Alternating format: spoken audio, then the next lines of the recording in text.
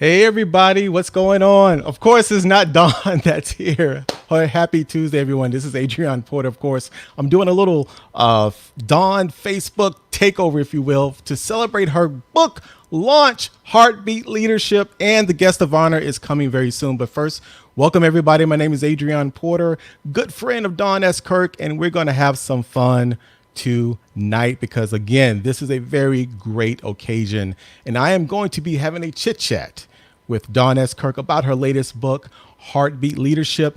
And, you know, many of you that are watching this right now, you're friends of Dawn, your coworkers, your colleagues, and you know all about her, right? And I'm not going to go into a long drawn out bio, but what can I say about my friend? I mean, she has over 26 years of experience working for Fortune 100 companies.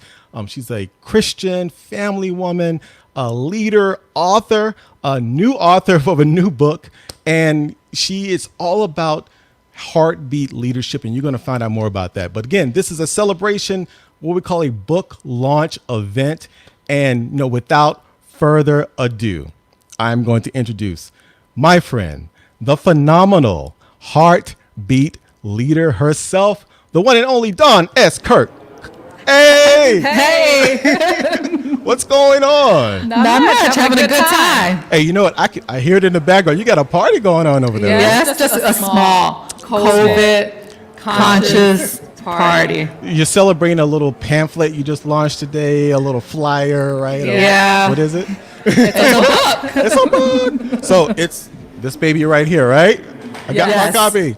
So, Dawn, welcome. I'm so happy to see you. We're going to have some fun today. And for all of you that are watching, please actually in the comments. So please type in who you are.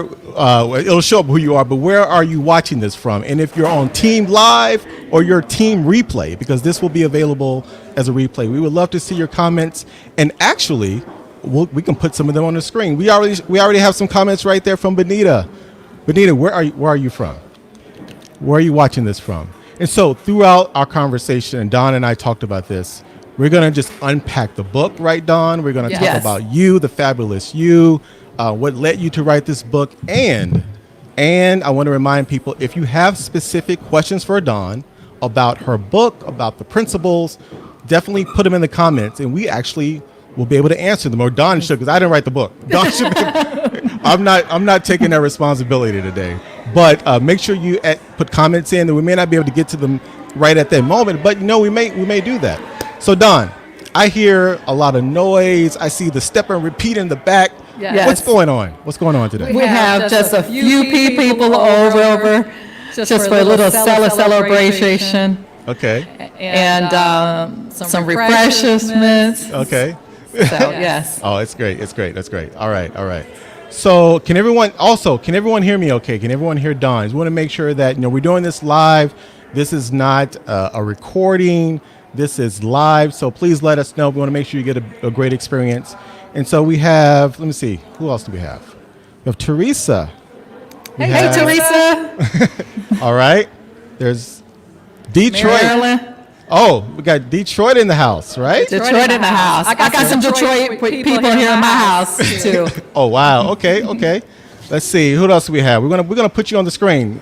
Phyllis. That's my aunt. Oh, all right. Hey, Phyllis. Love it. Okay, we got Chi-Town. Yes. Hey, Darlene. All right. This is great. Wait. Okay. So let me.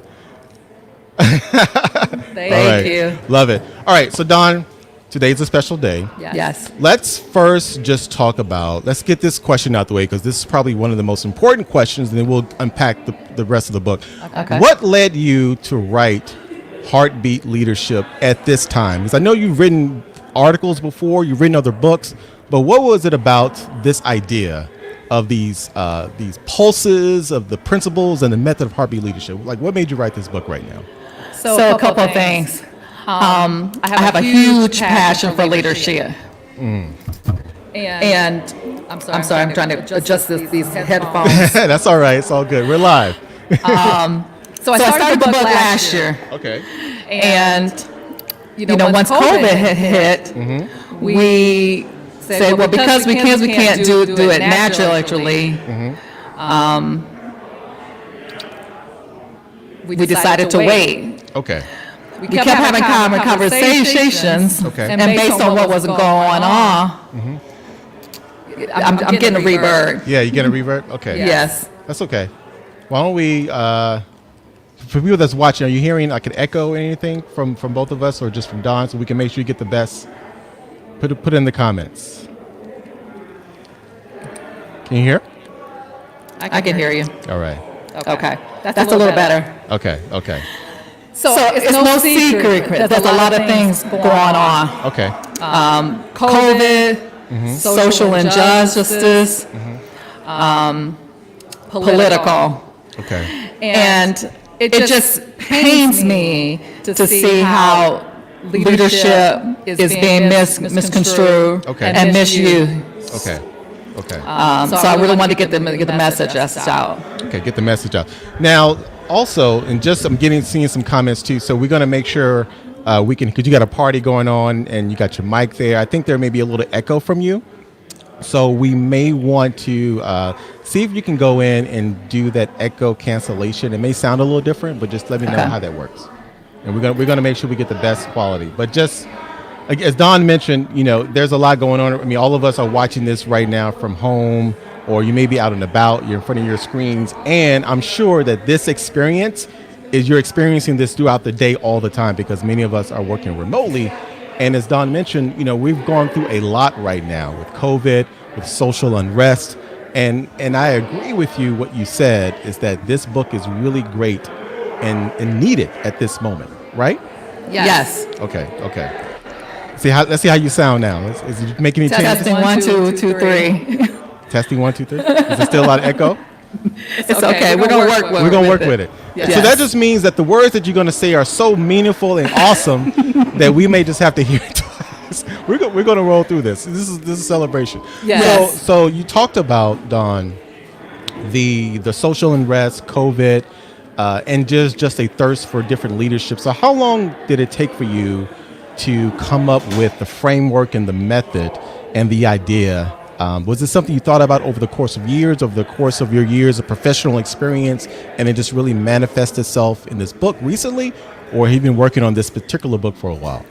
So great question. So I've been working on the book for about a year, but the framework itself has been in my head for quite some time. I'm often asked, like, how did you do what you've done over 26 years? How have you kept the focus on people and the passion you have for people while also driving significant results? Okay. And I started to reflect on that question quite a bit, like, how did I do it? Because honestly, it's just part of my gift. I mean, leadership is my gift, so it comes somewhat easy for me. Yes. But I wanted to create something that I could teach others who desired to do the same thing, who really had a passion for leadership, who really wanted to be a better people leader, how to do it while still focusing on results. So that's how I came up with the framework. Was thinking about it over the last 12 months or so, trying to really articulate how did I do it. Okay. And the specific pulses that are in the book and the principles, I'm sure that you've actually embrace them throughout your career. I mean, it probably wasn't in the form or the methodology that's written in the book, but I'm sure that you look back across your life and your professional experiences and even feedback that you've received, you can say that, I've really exemplified this particular pulse or initiative. We will talk, and I keep mentioning the word pulse, and you're going to let us know why I mentioned pulse. But I'm sure that if you look back on your experience, you can definitely see how you inhibited and exemplified heartbeat leadership, correct? Yes. Okay. So just talk about exactly what is heartbeat leadership. What in the world is Adrion talking about pulses? I mean, we know that hearts have a pulse, but what exactly are we talking about? So the analogy to the heart is all about the fact that I have a true belief that at the center of everything that we do, people are at the heart of business, people are at the heart of your homes, people are at the heart of organizations that you run. And I really wanted to create a message around that leadership is all about people, plain, simple, period, end of story. Got it. But oftentimes we get distracted from that message by the demands on us every single day. If you're working in a corporation or organization, the focus on driving results. And sometimes, just by innocent bystander, we forget sometimes that at the heart of everything we're doing, there are people involved. And so I wanted to make sure we don't forget that leadership is about people. It's about serving others and serving others well. So I created this framework called the 6 Pulses. Again, trying to create a framework that people could follow and understand how to do it. So those 6 pulses are, number 1, priorities, and that's all about just what it says. How do you get clarity on what you're focused on? Okay. Number 2 is around preparation. That can mean a lot of different things. Are you preparing for a new job? Are you preparing some new skills? Are you preparing for a meeting? It's preparation. Got it. The third one is around process. So if you're going to do anything well, you're going to do anything over and over again, you have to have a process and an efficient way of doing it and replicating that. Okay. The other one is people. So no pun intended, but people are part of the pulses, because in that you have to make sure you're working with the right people, you're positioning people to win and that you're leveraging their strengths. And most importantly, you've got to make sure you're engaging people around you at all times. The other one is around performance. So again, we want to measure everything that we're doing to understand if we're doing the right things. And then the other one is promotion. It's about how do you advocate for yourself? How do you advocate for those around you? How do you advocate for the organizations that you represent? So those are the 6 pulses. I love it. And it's easy to remember because they start with P, like Paul. Yes. So let me make sure we get this right, because everyone, like, this is good stuff. Now, if you don't write it down right now, it's okay, because you could be on team replay after your team live. You can write it down later, and better yet, buy the book. Yes. Buy the book. It's in the book. If you haven't already, buy the book, buy 2 books. But let's just go through them again for the sake of this live conversation. So you said priorities. Priorities. 1. And before we go any further and go through the 6, are they in any order of preference or priority, no pun intended? No, not necessarily. Okay. I put priorities first because I think you have to understand what you're working on, literally what's the most important thing, so that everything else lines up. But they're really interchangeable based on where you are in your leadership journey, and depending upon what the situation is, depends upon which pulse you may need to work on first. Okay, that's really good. So priorities, and then you said preparation. Okay, and then processes. Process. People. Performance and promotion. I love it. Now, so obviously it's very, I love, the very mnemonic, and you can remember them, and they start with P's. So what made you call out those particular pulses, and is there one that you feel that has a higher or level of preference or priority, even though you said that you can interchange them, but when it comes to, in addition to, instead of priorities, because you did say you should probably start with that first, is it based on what you're going through in your professional journey, or is it based on whether it's demographics? How would you say, what made you come up with those, and what would be the next level of importance that people should focus on based on what they're going through? So when I created those 6 pulses, they weren't necessarily in order. And I landed on those 6 pulses for 2 reasons. One, I wanted it to be easy to remember. So P's, 6 P's are easy to remember. Number 2, when I really started reflecting on some of my biggest challenges along my leadership journey, and I started to really unpack how did I get through those challenges, how did I succeed in those challenges. Those were the things that I started to identify over and over again. It's like I identified what was the priority. I prepared myself consistently. I chose good people around me on my team. I gave good feedback. We measured performance. I always drove the right results, and we got results. So they became very crystal clear as I reflected back along my journey. In terms of which one should you work on first, second, or third, it really depends on where you are. So for example, if I had to pick one that I went to 99% of the time, it was preparation. So no matter what was going on, how do I prepare myself to work through it? What are the things I needed to go do? Did I need to go learn something new? Did I need to go ask some questions? What did I need to do to be prepared to work through this challenge or to rise to the next level? So if I had to pick one that I went to all the time, it was preparation. And that's the one thing when people ask me, like, what are the one or two things that you think contributed to your success throughout all this time? I would say it was preparation. I was never afraid to go learn something new. I was never afraid to try something new to better prepare myself for the next opportunity. Wow, that's interesting. So let's unpack that a little more, because would you say that some of the best leaders tend to focus on preparation a little more than often? Being that you recognize that was one that you tend to go through or really look at based on your journey, would you say that some of the best leaders that have been the most effective leaders tend to focus on it beyond people, making sure that they're prepared at any given moment? I do. Okay. Because I fundamentally believe you have to lead yourself well first.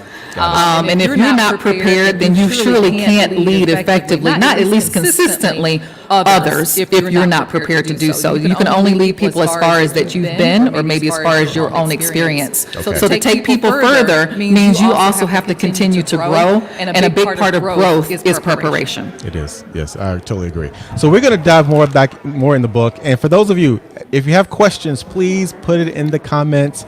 There's a party going on at Dawn's. I'm jealous. I'm over here in front of this computer screen. I'm not, but we still having fun, right? Yes. I love it. So before we unpack the book even more, I want to talk a little bit more about you. Yes. More about Dawn, about your journey and your leadership journey. And I know that, and I mentioned in the intro that you have many years of working for some really great companies, such as Coca-Cola, Frito-Lay. I'm getting hungry just talking about the places that you worked. What led you to leave the corporate world? And actually, I should preface the question: was it voluntarily, or were you kind of forced out, as some of us are? What made you leave the corporate world? So great question. And actually, it was a little bit of both. So for anybody that knows me, I've been an entrepreneur my entire life. So despite my corporate journey of 26 years working at 2 Fortune 100 companies, I've always had a side business or another business going on at the same time. Okay. So I knew at some point in my life I wanted to not work in corporate America and work for myself. I didn't know exactly when that would happen, because one thing's for sure: once you get used to working in corporate and you get used to the paychecks and you get used to the bonuses, it gets hard and harder to make that decision to go off on your own. Tell me about it. But talking about the word preparation that I was talking about before, I prepared in advance. So 4 years before I actually had the opportunity to leave, I started my coaching and consulting business on the side. Went and got all my certifications so that I would be ready when the opportunity presented itself. So I was working at Coca-Cola at the time, and like many organizations, they go through reorganizations every 12 to 18 months. And for the first time, this was the first time that reorganization showed up so closely on my doorstep. So the organization I was working for was being sold, completely going to be dissolved. Okay. And so I had a couple choices. One was to obviously go work somewhere else. Two, I could have gone to the corporate side and took some other roles. Or three, I could take the severance package and move on. And I ultimately decided to take the severance package and move on simply because I just had such a huge passion for coaching and developing people that I thought it was an excellent off-ramp to go do that. And secondly, had I stayed, I probably would have ended up in jobs that I really wasn't passionate about, and I would have had to relocate once again. And I promised my family, which comes first, that when we came to Atlanta, this was going to be it. And I have 2 teenage sons, so I did not want to disrupt them from a school perspective again. So I wanted to bet on me this time and step away. Wow, that's great. So you mentioned, so it took 4 years, you prepared yourself. Now, within those 4 years, it sounds like that you started to get some validation based on the value that you were currently offering at that time, and that you could offer even more in the future, right? Yes, absolutely. Because a lot of times, and many people that are watching this right now, we're either in the corporate world, and we're aspired to be entrepreneurs, or we're kind of doing both, or we're full-fledged entrepreneurs and we used to be in the corporate world. And I've been there. Many of us, we have a hard time understanding what value can you add in the marketplace as an entrepreneur, because many of us have many skills and talents, and some of us want to go ahead and jump out. But the key thing that you mentioned was you started to receive validation on the value that you could offer, and you even refine that. And I think that is so critical and important. And is it a part of Heartbeat Leadership, because you talked about preparation. Now you mentioned you came to Atlanta, so you're from where did you move from again? So I moved from initially moved here from Chicago. So I was in Chicago for most of my career. Okay. And then I took a 6-year stint in Michigan, and then we went back to Chicago for 2.5 years. Okay. And then we've been here in the Atlanta area for 7. Interesting. So let's talk a little bit about, and this is all part of the Heartbeat Leadership ecosystem, authored by you. Now, when you were doing your entrepreneurship journey, you're starting your journey, I believe you did coaching and some consulting. Did you do more one-on-one, or did you do company or corporate consulting? Which one did you focus on initially? Initially one-on-one. Okay. Coaching. One-on-one coaching? Oh, interesting. So let's talk a little bit more about Heartbeat Leadership. And for those of you, remember, I'm going to put this up every now and then. Make sure that you buy the book, Buy Heartbeat Leadership now. If you haven't already, go to heartbeatleadership.com, right? Heartbeat Leadership. Book. Heartbeat Leadership book. It's all about the book today. All right? October 27th, Heartbeat Leadership book. Make sure you buy it right now. And please, if you have any questions for Dawn about the book, about her life, any advice, she may give you some free advice today. She may not. I don't know. I will. Oh, she will. Make sure you put it in the comments. So, Heartbeat Leadership. I mean, thank you. First of all, I got the copy. I read it, and I'm so proud of you. Again, I'm so honored to be celebrating this with you today. So, let's think about the world that we're in right now, and we touched on this in the beginning. Is that we're in very challenging times, right? Yes. And many of us are working from home. Teams are becoming more remote. Therefore, leadership has a less physical interaction than it had been, 6 or 8 months ago. Yes. How would you say the principles of Heartbeat Leadership can be beneficial and valuable for people that are looking to lead in these type of difficult remote times? And even once we get beyond this current pandemic, the world will never be the same. The world of work will never probably go back to the way it was. So how would you say that Heartbeat Leadership enables and arms leaders to become better leaders current and post COVID-19? Yeah, so I would say that the 6 pulses were definitely very relevant when we were pre-COVID, but I would tell you that it's imperative now that we're in COVID, because you don't have the opportunity to touch and see people at the water cooler or pass people in the hallway like you did before. So it's going to require you to be a lot more intentional than ever before. So I always share with people that if there was a leadership issue before COVID, you probably got a big one now because you're not able to see people. But the good news is it's not all, the cause is not lost. Again, I think you need to pick up these principles and kind of figure out where in the spectrum are you, and which one of these pulses will be the catalyst to you regaining what I would call leadership control and have an opportunity to really engage your team, engage people like you never have before. Because honestly, it's not even about just business right now. It's about, do people care about one another? If I'm working for an employer, do they really care about my well-being right now? Do they really care about all the things I'm trying to juggle at home while still trying to do a great job on the job? If I'm not in corporate America, it has application everywhere. If you're a mom, a stay-at-home mom now that has 2 small kids at home, now that you've become their teacher, you too can provide take these frameworks and figure out how to make that a more cohesive, more positive experience than maybe it has been up until this point. So it's very relevant. Yeah, I'm glad you mentioned that. I tell you, the work from home and the digital distance learning. I have 2 small ones. Also, I have a 5-year-old and 11-year-old. He'll be 12 soon. And I tell you, my wife and I were both working parents. I'm an entrepreneur. She works, and it can be challenging. But you mentioned something that I'm so glad you mentioned, because I was going to ask you about it, because we've talked a lot about corporate and how this book and these principles are really helpful for people that are in the corporate world and even entrepreneurship. But you don't have to be in corporate America to be a Heartbeat leader. You don't have to be an entrepreneur. Leadership applies to more than just having a title, right? And I'm sure you talk about this all the time, but I know that you speak about this. And I want you to unpack that a little bit more, of how the principles of Heartbeat leadership can be effective to anyone, based on who they lead and how they lead, right? Yeah.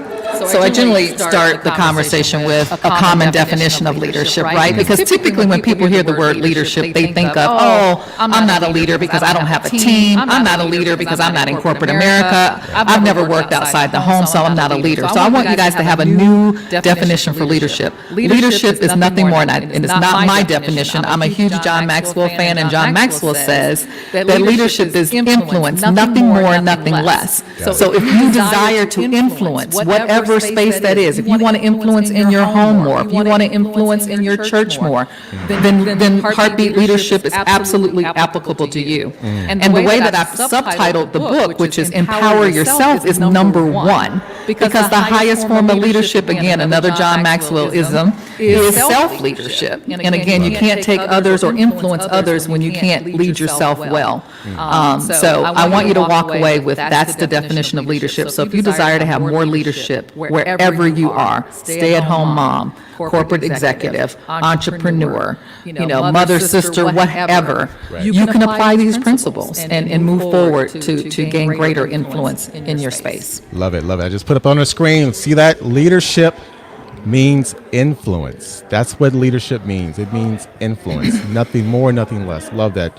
Huge John Maxwell fan as well. Yes. So yeah, that's really key because again, in my interactions as a speaker and a consultant, and I'm sure with you, I talk a lot about leadership as well, and especially through the prism of building your brand. Mm-hmm. There is a lot of hesitancy when it comes to people thinking about principles of leadership or can I be a leader because they don't fit in that mold. And a lot of times when people think leadership, they think that you have to have 100 people that follow you, or you have to have X number of social media followers, or you have to have a C-suite in your title. And that's simply not the case. And I'm so glad you mentioned that because the person who's at home leading her 1, 2, 3, 4 kids right now, I mean, my hero. Definitely. The people at your church or someone that you can just influence. Even I talk to my son about leadership. He's in the 6th grade, but the way that he acts and the people that he hangs around and the way that he portrays himself, again, because I talk about brand, and your brand is simply your reputation and the perception that you leave in the hearts and minds of others. So all of us have the capacity to lead. And I think what's so great is that you're giving people a roadmap and a guide and some principles to allow them to think people first and to think heartbeat leadership first. So again, reminding everyone, please, if you have any comments or any questions, I love these comments. Order my copy, Jumping Off Your Live event. It's your friend, Teresa. Thank you, Teresa. I want to make sure you saw that. Yes. Love it. Thank you for watching. So we talked about COVID. We talked about challenging times and leadership from afar across the virtual Zoom screens and what have you. Let's get a little bit more granular. Mm-hmm. Let's talk about leadership when it comes to people of color or people that are underrepresented and overlooked because represented the way you and I are. However, there are a lot of challenges and broad conversations right now because of the social unrest that unfortunately has happened this year. And there are many conversations in the boardrooms, across social media, and good conversations. Unfortunately, the way that it happened is very unfortunate. But I think what's fortunate is that we're starting to talk about how do we get past this? What do you think about when it comes to heartbeat leadership with respect to diversity, equity, and inclusion, and making sure that leaders that are often overlooked and underrepresented are amplified even more so they can be a better heartbeat leader? So a couple of things I'll say about that. Okay. Number one is, my philosophy around kind of the diversity and inclusion space overall is I think at the root of it, it's a leadership issue. And I think, we've been talking about some of these things for a long time and not necessarily made significant strides in terms of how things actually play out in the workplace.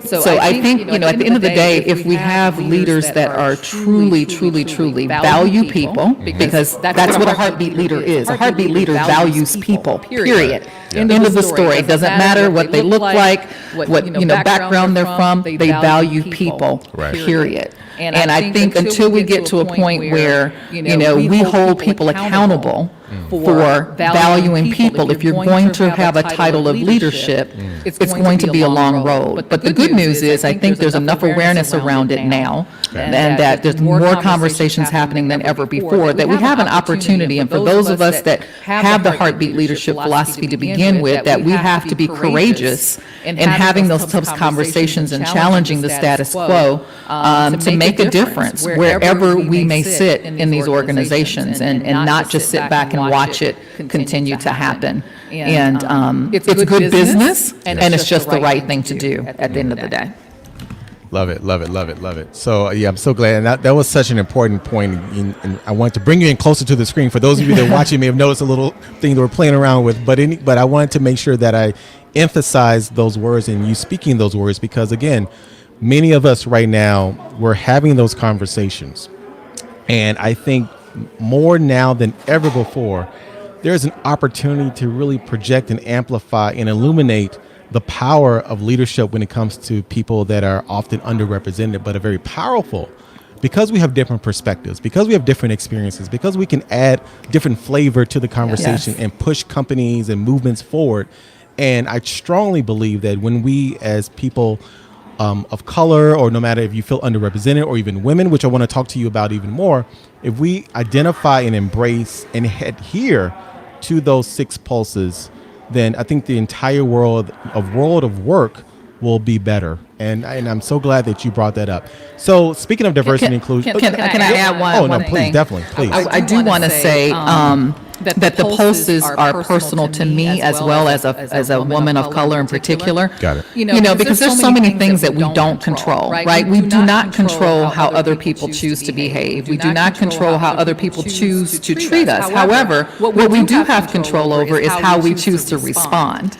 And so, as I think about the 6 pulses, it's like, okay, despite what might be going on around you, and that's why I titled this Empower Yourself. It's like there are things we all can do, even in the midst of all the challenges, that can still position us to be closer to the goals and objectives that we have, while we wait for some of these things to be changed, because we don't control them. So again, I wanted to provide people tools to take control for themselves, and to control what they control, to just be the best version they can be. The one thing that I'm often asked is, what would you tell me about how you've achieved what you've achieved? I've only really competed against myself every single day. That I get up the next day and say, I want to be better today than I was yesterday. So what do I need to do? What do I need to control? And I cannot worry about what other people are doing and how other people are behaving. And that's where I chose to put my focus, not to be confused with there weren't major challenges and I didn't have those same things, but I chose to, again, control what I can control. Love it, love it, love it. Yes, control what you can control. Just quickly, who do you think this book will appeal to the most? I'm just curious. Well, I'll tell you who I hope it appeals to most. Yeah, let's do it. But then I'll tell you probably what will actually happen. Who I hope it appeals to most are those in the highest levels of leadership. Because I think sometimes when we talk about leadership and learning, and I need to become a better leader, I often hear the comments like, I don't need that, but my team does. But we need leaders at the top, whether it's organizations, nonprofits, or whatever, to realize the power and influence that they have from a title perspective. And I really want to challenge people to think about, are you using your power and influence and title for the most good that you possibly can? Are you really looking out for the best interests of those that you've been entrusted with and that you have stewardship over? And are you making decisions with them in mind first, or are they from a selfish motive perspective? And how are you engaging that team? And when you do that, you're going to still win, and I think you'll maximize results for years to come that you could ever imagine if you really tap into the potential of your biggest asset, which will always be people. Now, who do I think I'll appeal to most? I think by default will be probably women, and then women of color. But I really wanted to write this more broadly than that. I wanted to speak to any leader to really challenge them to lead with a heartbeat mindset. Are you truly putting people first? And delivering the results that you're responsible for. So I'm just curious. That's very interesting. Why do you feel that it will appeal to women and people of color even more initially? I'm just curious. Is it because of just the connection they may have with you as the author, or I'm just curious, just based on your experience? Yeah, I think a couple of those things. So I would tell you, in the industry that I come from, there's not a lot of women, African American women, that have been in the CPG space that have had a lot of high-level positions. So I get a lot of questions and a lot of inquiries about, hey, I'd love to pick your brain. I need some advice. I'm trying to understand how to navigate this culture. I'm trying to understand, how do I move? How do I accomplish what I want to accomplish? And I think it's just that natural affinity as well. Interesting. Well, listen, if for those of you who want to pick our brain, buy the book. You can buy the book. So that's what's great about writing books, is that you can add value to a broader audience, because you put your heart, sweat, and soul into this book. So I want to make sure that those of you, heartbeatleadershipbook.com, order the book. It's available now. See the stepper repeating in the back. You hear the noise. This is a party. Support my sister, Dawn S. Kirk, on Heartbeat Leadership. So we talked about COVID. We talked about people of color and how these principles will apply. And I just want to talk a little bit more about you. And again, I know you shared some stories of how you have really looked at these principles, how you've applied these principles. But I'm just curious, is there a particular story in your career where you really, another story where you really focus on a people first approach, no matter if it was business, corporate, your experiences at Frito-Lay, Coca-Cola, at home, at church, because you and I are fellow church members. Yes. And you do a great job leading there. Just curious, just share, because we all love stories. Just share a really great people first story to all of us.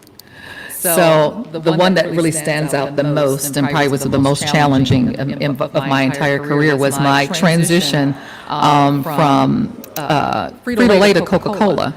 And it wasn't because of the transition itself, but we were going through a reorg at that time at Coca-Cola, and major change. And I was kind of in this limbo, position, waiting for the full unveiling of the new org structure. Got it. And I ended up taking over a Chicago market sales team right after the death of the previous vice president of that market unit. Okay.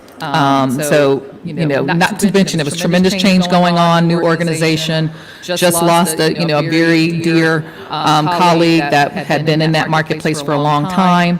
And we're delivering tremendous change. And so I can remember on day one of the job, it's almost literally day one, my first assignment was to make phone calls to people on my team to let them know whether or not they were going to have a spot in the new organization. I hadn't even had the chance to meet the team. They didn't really know who I was, but the first phone calls I had to make was to let people know whether or not they were going to have a job. So you can imagine how challenging that was, because my heart, again, is for people first, and I didn't even have a chance to build any rapport, to do anything. But all I could do was talk to them sincerely from the heart. And what I said to them when I called, it's like, listen, this is not the way that I wanted to meet you for the first time. Right.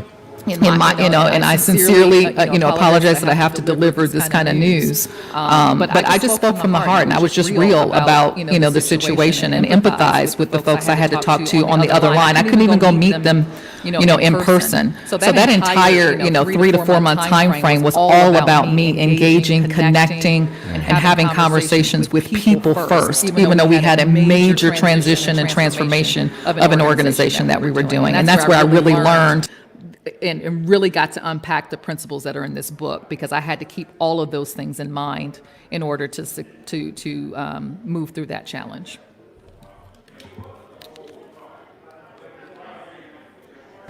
Sorry about that. That's okay. So we're still live.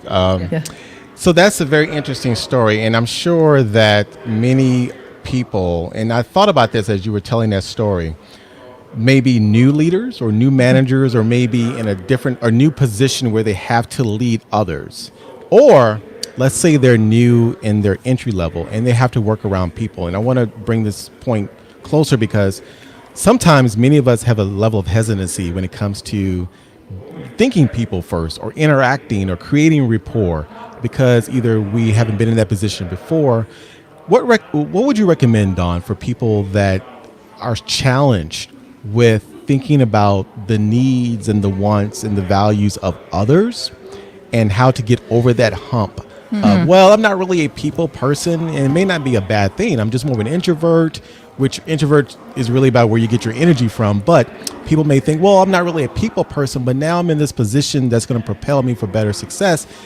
But if I need to really look at how I interact with others, what advice would you give? Because again, you are not only an author, but you're a coach as well. So just some advice for people that are trying to get over the hump of fearful of leadership or leading others. Well, the first thing I would say is that, leadership is not for everyone. And I'm talking about leadership in terms of leading other people and having a team. Yes. That's what I'm talking about in this context. Exactly. So honestly, if that is not your cup of tea, you are not comfortable with it, I would tell you one or two things. One is, let's work together and learn how to get comfortable with it.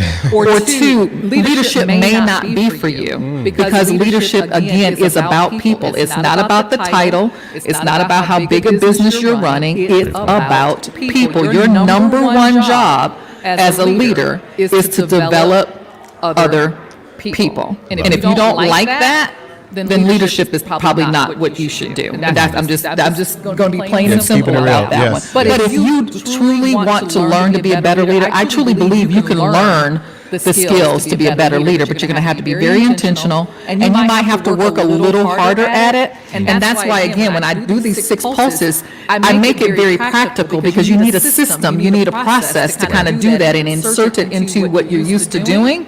And it's about time allocation at the end of the day. You can do it if you want to do it. Love it. Yeah, I think having the system helps, and it's interesting you brought that up, because if you don't like people, then it is probably going to be hard for you to be an effective leader. And again, leadership is about influence, but when you're leading others, and again, there are so many people that are put in positions of leadership in the sense of hierarchical leadership, where they have to lead teams. And they may not inherently be a people person because they've been put in this position. Now, what I always advise, and you shed light on this, is that there are ways to work on that. Yes. And first you have to identify that and be self-reflective and be honest. And you can get coaching. You can look at different avenues. You can read this book on how to be a better leader. But I think it's really key that if you are going to lead others, you have to wrap your mind around the concept of people first. And if you're not there yet, if there's a gap from where you are to where you need to be an effective heartbeat leader, there are tools and tactics and books that you could buy, and reach out to Dawn to help you do that. So, I love the way you frame this. And again, let's just go through them again. So the 6 pulses of leadership. So priorities, preparation, process, people, performance, and promotion. Talk a little bit about promotion. I'm just curious about that.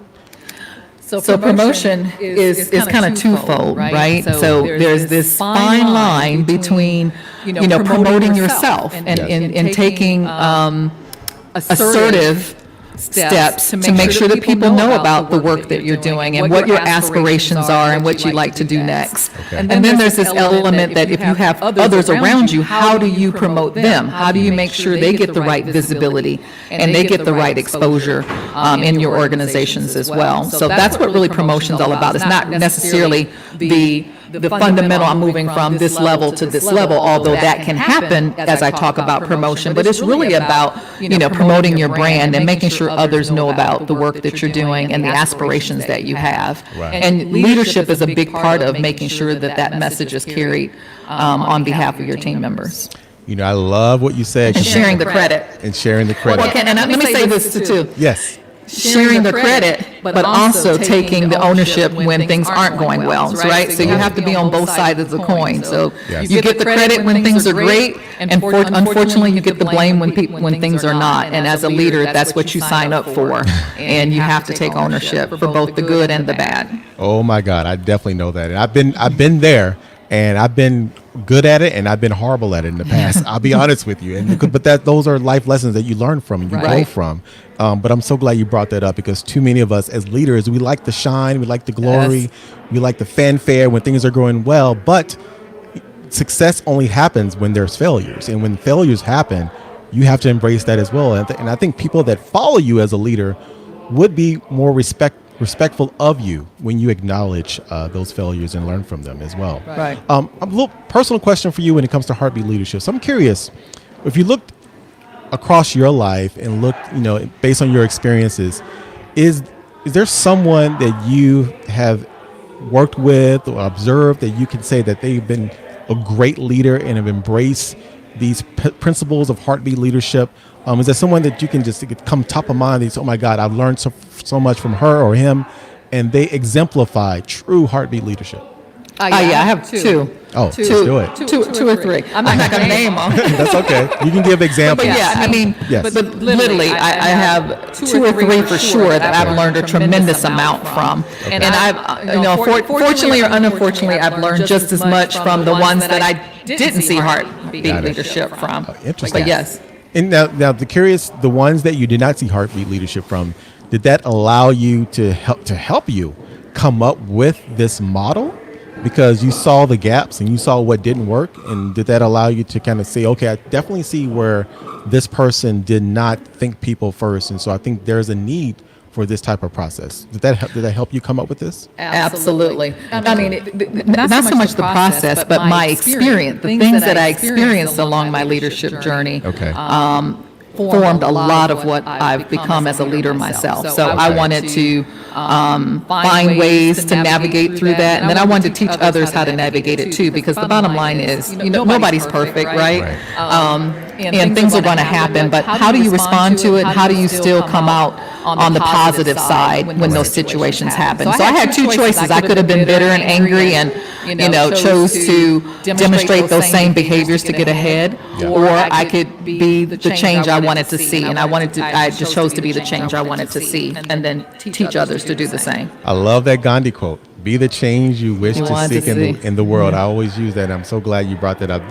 Everyone, please go out and buy the book. And if you have comments, I'm looking, please, or questions. If you have any questions, we're wrapping this down, so I want to make sure you get your questions in for Dawn. Any questions? Let me put an incentive. Okay. So I'm looking for three questions. Okay. And those who ask questions, I'll make sure I get your email address, and I will send you something very special. Oh, did you hear that? I'm writing this down too. It's on tape.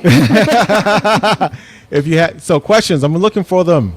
Questions, we are going to look for them so Dawn can answer them. Just so while we're looking for those questions, if there are any questions, this writing a book, I know, is a journey. And you've been here before. You co-written a book in the past. It's a journey. What motivated you along the way to spend time, to dedicate yourself, to put pen to paper or fingers to keyboard? And I'm sure it wasn't easy, right? No, it wasn't. So just talk a little bit about that process, because you may have other aspiring authors that are out there that may want to do what you do. So how did you go through that process? So I'll be honest with you. I resisted writing a book for a long time. I had colleagues and dear friends that said, you need to write a book. And I'm like, no, I don't want to write a book. Okay. But to be honest with you, I had to get out of my own head, because I had to think about other people. It's like, okay, I've learned these things. They've worked for me. It'd be selfish of me to keep it to myself. And so in the true spirit of Heartbeat leadership, thinking others first, what better way to get a message out than to put it in a book? And not only that, have it to live on beyond yourself. So that was my motivation to keep going. It's like, I want to share this with more people, and I can't do but so many one-on-one coaching sessions to get the message out. Right. So the book is the next best way to do that. And so, particularly through COVID, through just all the challenges of life in general, that's what kept me going, is that someone else needs to hear what I'd like to share that could really help them be a better leader. Well, I love it. Now, I see in my vision a series, maybe heartbeat leadership for this, heartbeat leadership for, I don't know. Yeah, Put it out there. I'll put a little teaser out. So in the midst of all this, if you can believe it, I went ahead and took a bold step and sent my outline for my next book into my publisher. So, once we get through this launch time frame, I will start my second book, and it'll be really in the space of how to build diverse and inclusive workplace. Love it. Because that's, yes. I love that. I love it. Thanks. Well, you put it out there. It's going to happen. I did. We actually have a question. So let me put this on the screen. It's from Benita Norton. Hey, Benita. Communication between a leader and their associate. What are some tips to improve that? Great question. It's a great question. So I hear this a lot, and I generally hear it from the perspective of the associate. That I'm not getting a lot of feedback. I'm assuming no news is good news, and what I tell people is no news is not necessarily good news. So what I encourage people to do is take the first step. Don't wait for that leader to have a better conversation with you. You take the step, schedule the time. You set the agenda, and you have the conversation, and you help teach them how you'd like to interact. And I can say this because of personal experience. I've had to do this, and I've done it with every one of my leaders that I've ever worked with. Is that I set a set time, whether it was weekly or bi-weekly, just to get together and talk about what's going on in the business, what support might I need, maybe a set time for me to ask questions. And the most beneficial was to just get to know them better. And it makes a huge difference. So if you don't have a leader that's naturally doing that, I encourage you to take the bold step and ask for the time. Love it. Take the bold step, ask for the time. Great. She said, great tip. Teach them how I want to interact. Love it. We're dropping some knowledge value bombs tonight. Some heartbeat leadership value bombs. So talking about taking bold steps. So I have a bold question for you. No, it's all good. So this is the question. So those of you who know me or follow me, and Don knows this, I on my podcast have a podcast and a new podcast coming soon. And you'll hear more about that later. But this is all about Don. Or when I do speaking, there's a staple question that I ask my guests or people that I talk to or interview, and I'm going to ask you tonight because it gets into more of your personality and your brand of Don S. Kirk. So are you ready? Yes. All right, let's go for it. So Don, if there was a song that would play every time you walk down the street or enter a room that perfectly fits the brand and the essence and the personality of Don S. Kurt, the heartbeat leader herself, what song would that be? What would be your own personal theme song? So I got a new one. Oh, because it goes with the heartbeat. So there's a song called Heartbeat. And so I'm not going to sing it, but those of you that know it, and it just basically has that thing, talks about heartbeat. Good, you feel so sweet. Now, come on. Now, all of us Gen Xers or even baby boomers, we know heartbeat, right? I'm not going to say. Well, I'm trying to say. Yeah. But it's just like the vibe, the energy. Yes. Yeah. No, I love it. Now, I would play the song, but I don't want us to get caught off because Facebook and they have these music right issues. But those of you who know the song, I'm sure you know it. Heartbeat, great song. So Don, this has been a wonderful conversation. We're wrapping up the hour, and again, this is to celebrate today the launch of Heartbeat Leadership. Heartbeat Leadership, available now. The book, you can get it on Amazon. Go to heartbeatleadershipbook.com. You'll be able to go to all those different. Just tell everybody where can they get the book? Amazon, Barnes and Nobles, Books a Million. Got it. Wow. I can't pronounce the other one. Starts with an R. Oh yeah, that. You know what? That's funny. RAU something. Yeah. But the most important one is Amazon. Go to Amazon. Make sure everyone go to Amazon. I love it. Go to Amazon, and if you can look. Purchase the book. These early weeks are very important because we want to make sure that we amplify and spread the word of Heartbeat Leadership to everyone. And the more people that buy or comment and do reviews, please not just buy the book, give a great review for the book, because that helps create momentum and more people, because we are definitely in need of this book. Any parting words for those that are watching now on Team Live or Team Replay that, and if you're watching this later on Team Replay, hashtag Team Replay in the comments so we'll know who you are. But any parting words for those of us who are struggling to evolve as effective leaders, not only during this time of challenge, during this time of seclusion, but no matter where we are in our journey, just if you can just capture kind of the main takeaway from these nuggets, these pulses, these principles of heartbeat leadership for all of us so we can become better leaders, what would you want us to lay our head on our pillow tonight and think about and leave with? Yes. So great question. Okay. There's a lot that I can say, but there's probably two things that I would really leave you with. Number one, what is important to you right now? And what's your goal? Okay. And where are you relative to that goal? So there's a gap, right? I'm here and I'd like to be here, which has created this gap in between. Okay. Decide tonight when you lay down on the pillow that you're going to solve for the gap. And what's that gap for you? Is it a situation where I need to be better prepared? If so, where do I need to go? What do I need to do to better prepare myself? Okay. Is it a situation where I need to get around the right people? Decide tonight who those right people are. Call them up tomorrow and say, I need your help. Right. Is it a process that you're lacking or a system that you need? Is there support that you need? Answer the question on what's the gap. Because whatever that gap is, there's a solution for it. And if you need more help, I'm here.